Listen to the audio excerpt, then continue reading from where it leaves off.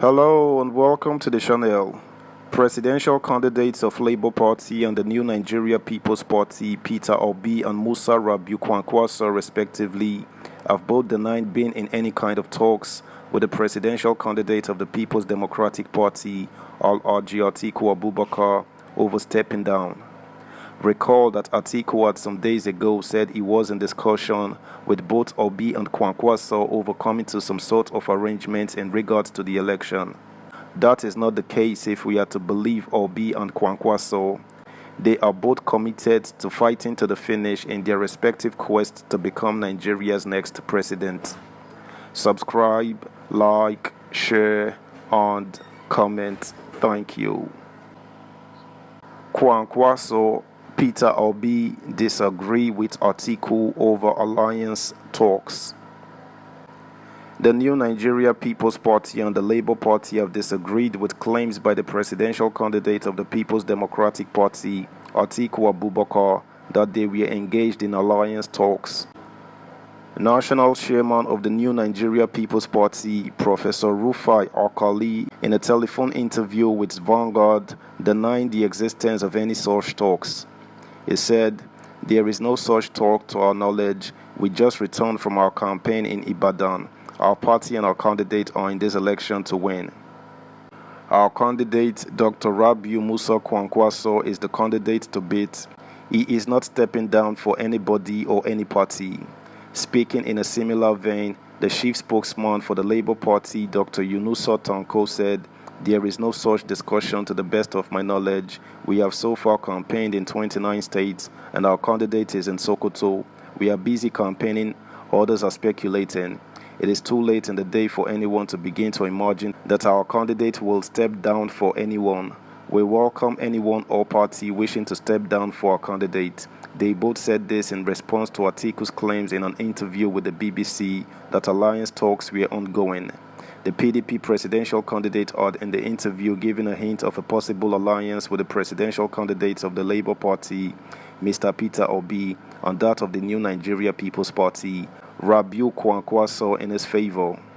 Atiku also used the interview to clear the air on a number of issues surrounding his campaign and his quest for the presidency.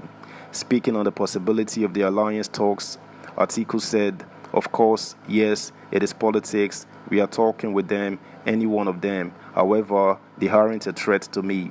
He also said he was not afraid of any politician, least of all his opponent in the All Progressives Congress, Asiwaju Ahmed Bola Tinubu. In response to a question as to whether he was afraid of Tinubu, he said, "No, I am not afraid of that. I have never been afraid of any politician." Speaking about his plans for Nigeria if he wins the presidency, Atiku said, "My vision is to ensure that I used all the things I have done in government and in politics for the development of the country, but especially what I used to tell my children that I give birth to.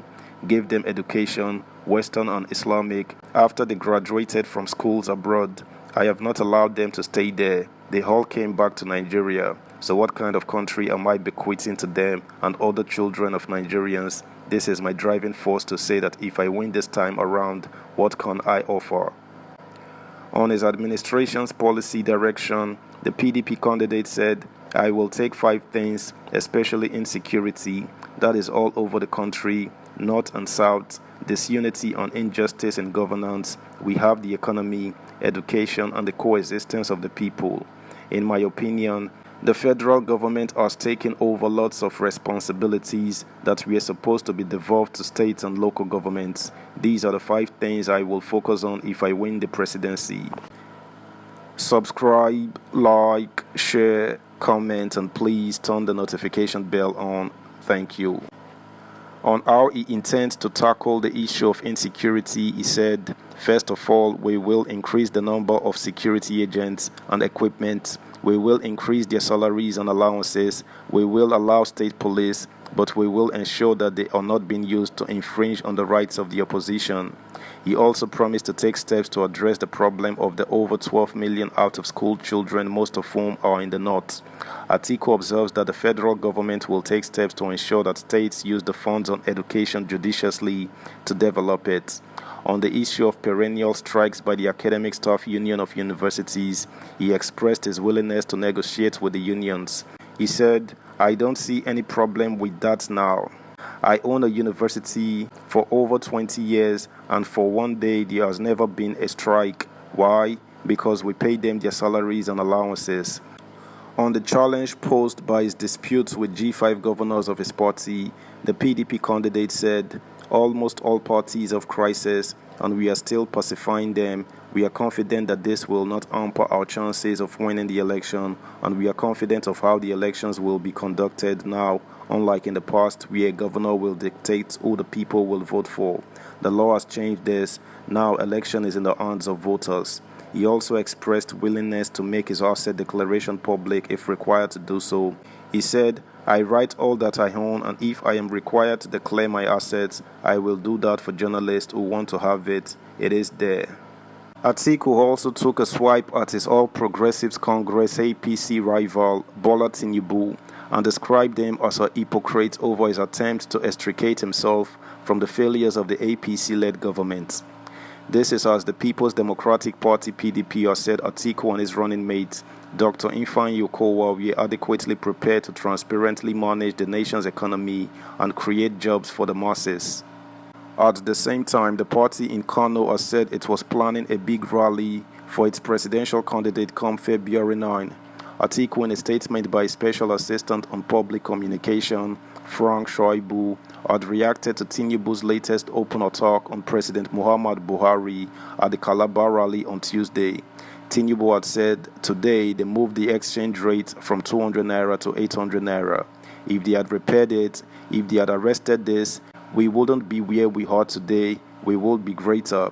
They don't know the way. They don't know how to think. They don't know how to do it. But Atiku, while reacting, said prior to the election season, Tinubu had defended the exchange rate policy of the current regime when a group of youths led by Moremi Ojudu led a protest to his house located on 26 Bodillion Street, Ikoyi on February 9, 2017, when the dollar hit 500 naira. He said Moremi, the daughter of Babafemi Ojudu, special advisor on political affairs to President Muhammadu Buhari, had challenged Tinubu over the declining value of the naira, but Tinubu was seen on video telling protesting youth that, "I am not worried about the exchange rate because your salary should be in naira and you are not an importer. Maybe that is even teaching us a lesson to be dependent on our domestic products." Atiku said Tinubu was not only a pernicious and lubricious hypocrite, but also a death-defying politician who is trying to be clever by half. He said it was funny that Tinubu, who proudly held the position of national leader of the APC for the last 8 years, could throw the president under the bus in his failed and desperate quest for power. That's the news, guys. Thanks for listening. Until next time, bye.